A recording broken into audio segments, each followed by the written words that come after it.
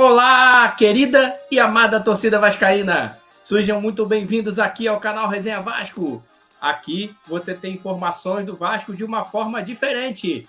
E nesse vídeo dessa manhã de terça-feira tem muitos assuntos para falar, que ontem, a segunda-feira do Vasco, foi muito agitada. Vamos falar sobre os caminhos das Copas que já foram definidos. Paiê não renovará com o Vasco. Coutinho deve ficar. É um desejo do Vasco que Coutinho fique. Vamos falar disso e muito mais aqui nesse vídeo. Mas antes de começar esse nosso vídeo da manhã de terça, eu peço aquela moral, dê aquela curtida, dê aquela compartilhada. Quem ainda não conhece o canal Resenha Vasco, inscreva-se aqui no canal, compartilhe para os seus amigos vascaínos no grupo de WhatsApp. Essa resenha vascaína aqui do YouTube, vamos fazê-la crescer e ser a maior resenha de Vasco aqui da internet. Lembrando, é um canal feito de um torcedor para outro torcedor. Então vamos lá. Ontem já ficou definido o caminho do Vasco das Copas. O Vasco já teve seus caminhos definidos para a Copa do Brasil e Copa Sul-Americana. Já conhecemos nossos adversários das oitavas de final das duas competições. Claro que a Sul-Americana é caso o Vasco passe pelo play-off. Lembrando que o Vasco encara o Independente Del Valle nos play-offs da Sul-Americana e caso passe, pega a surpresa da competição, o Mushuc Runa, outro time equatoriano que também é numa altitude, e o Vasco enfrenta ele nas oitavas de final, caso passe no playoff pelo Independente Del Valle. Caso não, vai passar pelo Independente Del Valle, vamos torcer, vai passar sim, vamos pensar confiante. E o Vasco passando pelo Independente Del Valle tem o Mushuc Runa, que é um time surpresa da competição, foi do grupo do Cruzeiro, foi líder isolado do grupo, passou em primeiro com muita vantagem sobre o segundo, foi uma das melhores campanhas da primeira fase, porém é um time que encontra-se hoje na 15ª posição do Campeonato Equatoriano. O Vasco, na minha opinião, tem com maior dificuldade o Independente Del Valle. O Mushuc Runa, na minha opinião, é um adversário mais fraco que o Independente Del Valle. O Independente Del Valle é o atual líder do Campeonato Equatoriano, é um time que já tem tradição no futebol sul-americano e que vem eliminando alguns nossos rivais, né? Quem não lembra da zoação do Suco Del Valle que nós fizemos recentemente. E o Vasco, passando pelo Independente Del Valle, pega o Mushuc Runa e tem um chaveamento razoável para bom, que dá a esperança do Vasco chegar bem longe na competição sul-americana. O Vasco, passando pelo Independente Del Valle, que para mim é o mais difícil, pega o Mushuc Runa, que é um adversário bem possível de vencer. Aí vemos aqui, né, no chaveamento que o lado do Vasco só tem o Atlético Mineiro, o adversário mais temido para o Vasco, só o Atlético Mineiro nesse nosso chaveamento. Fluminense e Bahia estão do outro lado, vão se matar também já nas oitavas, caso o Bahia passe pelo América de Cali no playoff. Lanús também está do outro lado, mas ele vai pegar o vencedor de Central Córdoba e esse outro time que eu não sei o nome. Tem o Independente da Argentina, que vai pegar o vencedor de Universidade do Chile e Guarani. Ou seja, a Universidade do Chile quase foi líder do grupo do Botafogo, foi eliminado no último jogo.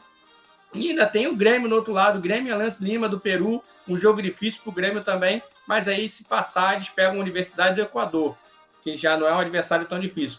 Então, o lado de lá tem o Grêmio, tem a Universidade do Chile, tem o Independente, tem o Bahia, tem o Fluminense e tem o Lanús. Ou seja, do nosso lado, de um time que a gente pode temer um pouquinho mais, só tem o Atlético Mineiro. Caso o Vasco passe pelo Independente Del Valle, que para mim é o adversário mais difícil até a semifinal, o adversário mais difícil para mim do Vasco nessa Sul-Americana vai ser justamente o playoff. Infelizmente, no playoff nós pegamos o segundo confronto mais difícil. O Bahia pegou o confronto mais difícil do playoff, pegou o América de Cali, e ainda pega o Fluminense, ou seja, aquela derrota do Bahia prejudicou muito o Bahia na sequência dele na competição. A derrota para o Nacional do Uruguai, onde ele foi praticamente eliminado da Libertadores. Mas vamos falar do nosso lado. A gente passando pelo Independente Del Valle, que é o mais difícil, repito, a gente pega o Mushuc Runa, que é um jogo bem, assim, que o Vasco tem condição de vencer. Só que contra o Mushuc Runa, o Vasco decide fora de casa, decide na altitude. E é uma altitude maior ainda que Quito. Mas é bem provável que o Mushuc Runa traga esse jogo para Quito, para 2.900 metros de altitude, por questão de estádio, questão de arrecadação. Eu acho que tem uma regra na Sul-Americana que nessas oitavas de final tem um limite de capacidade mínima para os estádios. Talvez o Mushuc Runa mande esse jogo em Quito, o Vasco passando pelo Del Valle. Por ser na altitude, o Mushuc Runa ter sido uma surpresa da primeira fase, caso o Vasco passe, vai fazer a primeira partida de São Januário, tem que fazer um bom resultado em casa, para poder chegar na altitude com mais tranquilidade. Nós passamos por essa fase, só tem o Huracão, Once Caldas provavelmente vai passar desse playoff e vai pegar o Huracão. Dois adversários bem possíveis. Ou seja, na semifinal é que nós podemos pegar o Atlético Mineiro, que também não está bem nas pernas, mas é o nosso adversário mais difícil nessa competição sul-americana. Então, a competição sul-americana, temos um caminho bem, sim, não é facilitado, não é bem fácil, mas um caminho melhor do que o outro lado da chave, exceto o nosso playoff. O nosso playoff com o Independente Del Valle é o momento mais difícil para mim nessa nossa caminhada rumo à grande conquista. E também ontem, uma segunda-feira que foi agitada, ficamos também sabendo o nosso adversário das oitavas de final da Copa do Brasil. Tivemos o sorteio das oitavas de final da Copa do Brasil e o nosso adversário foi o CSA. Conforme vocês podem ver o vídeo que eu fiz uma live para a gente fazer um react ao vivo do sorteio, a Gabi, que estava sorteando a bolinha, me escutou e sorteou o CSA para o Vasco.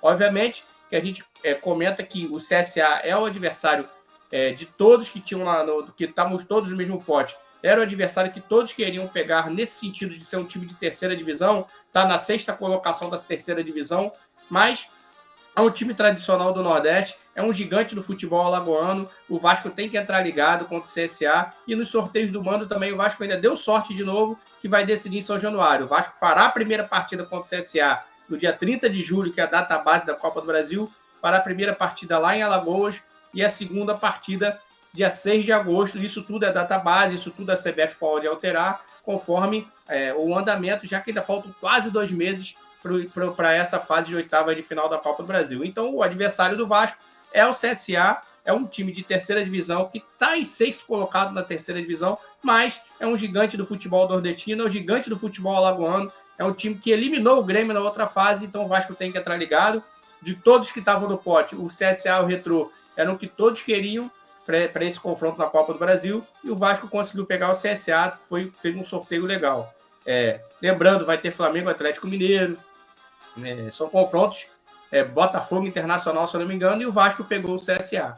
Então vamos, é uma outra possibilidade. Nós temos a possibilidade de chegarmos nas quartas de final, justamente por isso, além de ser o CSA, lembrando, tem que entrar ligado porque é um gigante do futebol nordestino, mas o Vasco decide em São Januário a segunda partida no nosso Caldeirão, onde historicamente nós temos bons resultados. Esse ano estávamos invictos até o jogo do último sábado. E após esse sorteio da Copa do Brasil, ontem teve o sorteio da Sul-Americana meio-dia, o sorteio da Copa do Brasil 3 horas. Nós fizemos live nos 2 sorteios. Eu convido vocês a assistirem a live aqui no nosso canal. Teve também uma entrevista, uma mini entrevista do CEO e diretor de futebol do Vasco, Carlos Amodeu. Lembrando que o Vasco hoje ainda encontra-se sem diretor de futebol e o Carlos Amodeu deu uma entrevista rápida para os setoristas do Vasco que estavam presentes e comentou um pouquinho sobre Payet, se Payet fica ou não fica. E aqui nós temos um videozinho dos nossos amigos do BTB Esporte, crédito total para eles, crédito para esse vídeo para o BTB Esporte, canal BTB Esporte, nossos amigos que cobrem vários clubes, mas também cobrem de forma sensacional. Já estamos em contato com os seus representantes, com o objetivo de nós negociarmos um término. Começar de novo. Sobre o Payet, como eu já disse anteriormente, nós já estamos em contato com os seus representantes, com o objetivo de nós negociarmos um término antecipado do contrato do Payet. O contrato dele vence no dia 31 de 7. Ele, nesse momento, está liberado, está lá na França, a pedido do próprio atleta. Deverá retornar para o Brasil nos próximos dias, mas nós teremos aí 30 dias sem competições e depois mais 15 dias até vencer o contrato dele. Então, nos parece absolutamente razoável que a gente negocie com o staff do atleta um término antecipado do seu contrato, de forma acordada, de forma ajustada entre as partes, por todo o respeito que nós temos por este atleta, não só no mercado mundial, mas também pela sua passagem aqui no Vasco. Com relação ao Felipe Coutinho, é um atleta que o Fernando Diniz já disse que conta com ele, nós contamos com o atleta, o contrato dele vence no final desse mês. Existem questões que precisam ser tratadas do atleta para com o seu clube de origem, né, com o Aston Villa. A gente aguarda um direcionamento sobre isso, para que aí nós possamos aprofundar o diálogo com os representantes do jogador, de modo a estender o contrato dele e definir até por que período nós podemos estender o contrato dele. Porque para a gente definir isso, a gente precisa ter a clareza quanto à definição do que acontece com o seu clube de origem. Qual foi a tua primeira pergunta mesmo? Então, como podemos ver nesse vídeo, Carlos Amodeu já descartou a renovação de contrato de Payet e confirmou que o Vasco e Diniz têm interesse na permanência de Coutinho. Mas falando em Payet, vamos nos despedir então do francês. O Payet já está na França, pediu a dispensa do jogo de sábado e dessa última fase de treinamento até 12 de junho para resolver problemas particulares na França e provavelmente não deve mais vestir a camisa do Vasco. Segundo a Modeu, o Vasco vai ficar 30 dias sem competições e de forma correta o Vasco vai tentar rescindir de uma forma amigável com o Payet, que não faz sentido a gente manter um jogador de 1,6 milhão para jogar apenas 2 partidas no mês de julho. Então, a revoar, Payet, merci. Adeus, Payet, muito obrigado. Assim, um obrigado que, de repente, deixou a gente decepcionante, nos decepcionou em alguns sentidos, no sentido de que a gente esperava mais do Payet, esperava mais entrega de resultados, entrega de futebol, mas é um jogador que tem a sua importância no futebol mundial, tem a sua importância no futebol francês, temos que respeitar toda a sua trajetória, mas chegou aqui num final de carreira, que para ele não foi muito legal aqui no Vasco da Gama, viveu de poucos momentos, não foram tão bons momentos assim, mas, segundo a Modeu, o Vasco não vai renovar com o Payet não vai ser mais jogador do Vasco, a revoar Payet, merci. E falou também um pouquinho sobre a questão de Coutinho, né? Que é um desejo de Diniz de ter o Coutinho no projeto, um desejo do Vasco também é um desejo do jogador ficar. Porém, tudo depende do seu clube, que é o Aston Villa. O contrato de empréstimo com o Vasco termina no dia 30 de junho e o Aston Villa vai decidir se vai ter uma rescisão amigável também com o Coutinho para se livrar dos salários do Coutinho, porque caso o Coutinho volte, o Aston Villa vai ter que arcar com o salário integral do Coutinho. Lembrando que aqui no Vasco ele veio para receber menos, ele está recebendo 60%, em torno de 60% do que ele tem direito de receber pelo Aston Villa, mas ele aceitou essa redução para ficar aqui no Vasco pelo empréstimo de 1 ano. Mas caso ele volte para o Aston Villa, o salário dele vai para 3 milhões de reais. Aí o Aston Villa, por questões de fair play financeiro, provavelmente deve tomar uma atitude com relação a Coutinho. Se vai rescindir de forma amigável com o Coutinho ou se empresta ele novamente para o Vasco mais um ano. Aí, como o Carlos Amodeu falou em entrevista aos nossos amigos aqui do BTB Esporte, créditos para o vídeo anterior ao BTB Esporte, o Amodeu falou sobre isso, que depende, o Vasco só vai poder definir se vai renovar contrato com o Coutinho por 6, 7, 10, 1 ano, 2 anos, dependendo do que o Coutinho resolver com o seu clube, que é o Aston Villa. Então o Vasco fica no aguardo da resolução do Coutinho junto ao seu clube, Aston Villa, para saber se Coutinho fica ou não no Vasco. Mas é um desejo de Diniz e é um desejo do Vasco da permanência do jogador. Então, galera, e também nessa entrevista que não apareceu nesse videozinho aqui do BT Esporte, mas ele comentou sobre reforços e sobre o diretor de futebol. Ele comentou que a torcida do Vasco pode esperar sim reforços, mas não nessa janela curtinha. Nós temos uma janela que começou ontem, vai o dia até 10 de junho. Não faz sentido, segundo ele, contratar jogador agora, já que o campeonato vai parar no dia 12 de junho, é o último jogo, o campeonato para. O Vasco vai dar férias de 10 dias para os jogadores, eles ficam de férias do dia 13 até o dia 23. O Vasco joga dia 12 de junho contra o São Paulo.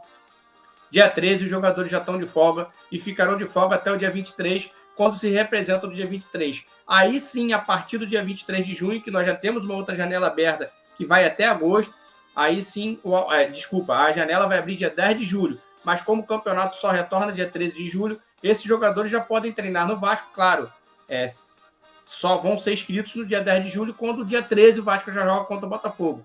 Então, segundo ele, esses jogadores podem chegar, que é o desejo dele de Diniz, que esses 4, 5 reforços, ele não falou o número de reforços, porque ele disse que vai ser cobrado por isso, mas ele falou que os jogadores sim vão chegar e que ele já quer nessa representação do dia 23, no máximo até o final do mês de junho, que esses jogadores já estejam nas mãos de Diniz, já estejam trabalhando com o elenco que vai se representar, para poder já pegar esse entrosamento. Só que a gente sabe, assim, as últimas janelas dessa diretoria não nos demonstram tanta confiança de que teremos grandes reforços, e ele também jogou uma ducha de água fria, que nessa mesma entrevista que ele falou que o Vasco vai se reforçar, ele falou que ele não quer iludir a torcida vascaína, que não serão grandes jogadores como a torcida vascaína espera, anseja, porque o Vasco está contra uma recuperação judicial, tem os seus problemas financeiros e que os jogadores serão contratados dentro do orçamento vascaíno e que vão, sim, melhorar o elenco porque são jogadores competitivos, porém não são jogadores de grande grife, que o Vasco não tem um orçamento grande para poder fazer grandes contratações. Falou de contratações, mas depois jogou a ducha de água fria, falou que serão jogadores dentro do orçamento vascaíno, e isso nos preocupa.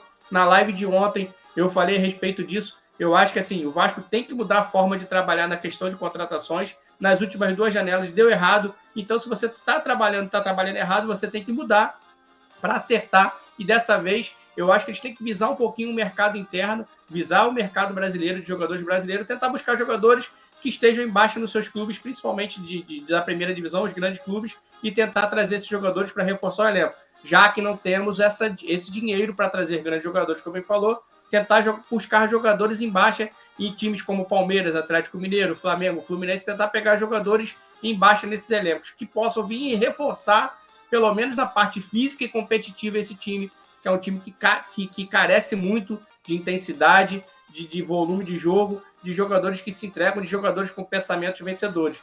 Que, assim, lembrando, muitos desses jogadores estavam no 6-1, estavam no 4-1 contra o Porto Cabejo, e, assim, estão querendo normalizar o vexame. E isso não pode acontecer.